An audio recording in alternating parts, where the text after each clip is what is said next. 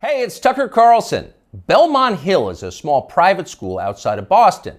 It's not famous for its athletics. The school's mascot isn't even an animal. It's an 18th century navigational tool, the Belmont Hill Sextants.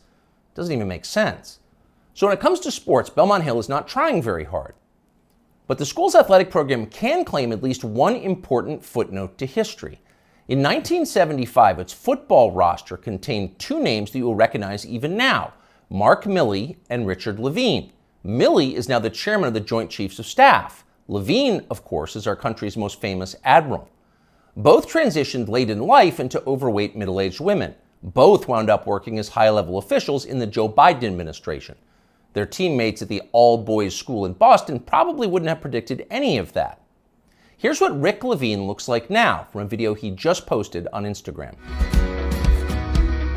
Hello, my name is Admiral Rachel Levine, and I have the honor of being the Assistant Secretary for Health at the United States Department of Health and Human Services. Happy Pride. Happy Pride Month, and actually, let's declare it a summer of pride. Happy Summer of Pride. Happy Summer of Pride! Rick Levine is so darn proud he'd like to tell you about it all summer and possibly into the fall.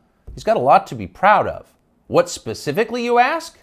Well, strangely, he doesn't say, nor does he mention his former wife or children. He doesn't tell us whether they're proud too. Since none of them have been invited onto the Today Show to talk about their feelings, we're going to have to guess.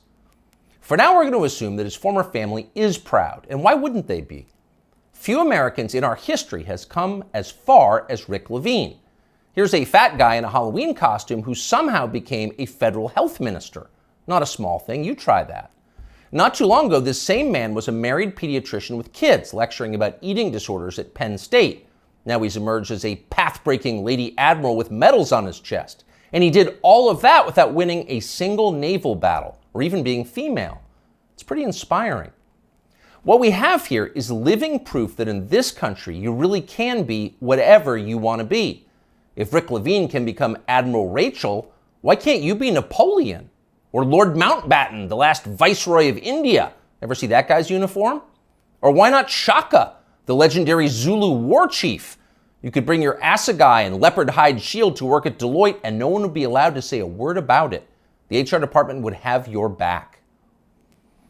Unfortunately, you can't actually do any of that. The point of Rick Levine's amazing transformation is not to free you from the inflexible husk that you were born in so that you can be more fully yourself, whatever you decide that is. No, that's not the point. Rick Levine's personal journey has nothing to do with you. It's about him. It's his journey.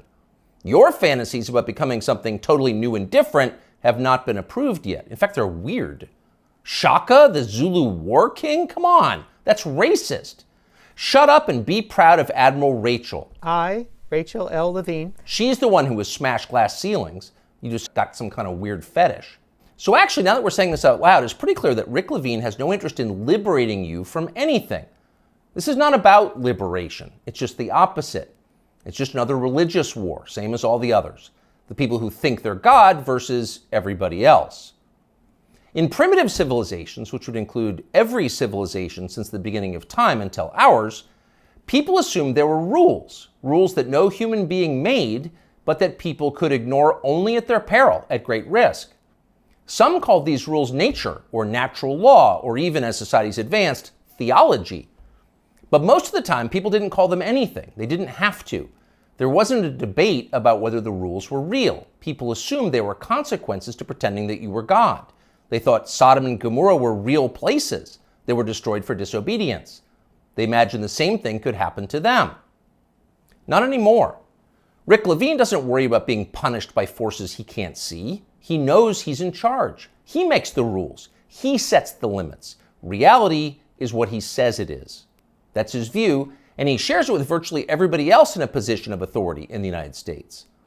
That's a pretty bold bet, really. For 7 million years, human beings have believed one thing, presumably based on some evidence. Around 2015, they became convinced of something completely different. Are they right? It feels like we're going to find out soon. You often hear people say the news is full of lies.